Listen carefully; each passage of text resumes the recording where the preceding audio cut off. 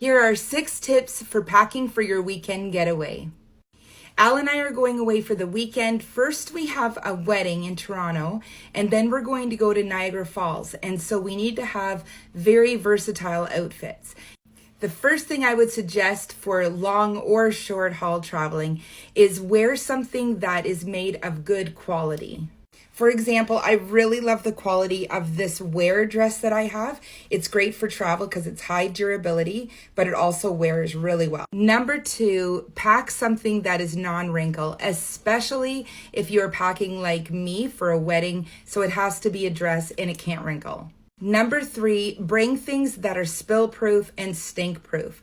Those types of clothes are excellent for long or short travel because it's versatile and you can wear it again. Number 4, bring things that are neutral in color so that you can wear other things with it. Number 5, bring something you feel good in. There's nothing worse than going on a vacation or travel and feeling kind of frumpy. And number 6, bring something that fits you at all sizes. If you eat a little bit too much, you don't want it to show. I'm going to show you what I'm wearing to the wedding, but also what I'm going to be wearing for an evening after the wedding is done.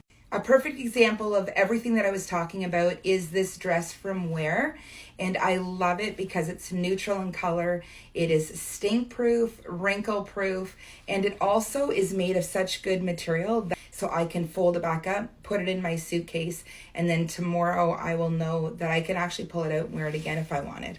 Also, it grows a little bit with you with the sizes because it's kind of like a sarong dress. It is also long like this. So for the wedding, I'm going to wear this with a pair of heels. And what I love about this dress too is they have pockets and zipper pockets so that you can hide things in there. And then for another evening, I can pair it with a jean jacket and a cute pair of sneakers and I'm ready to go.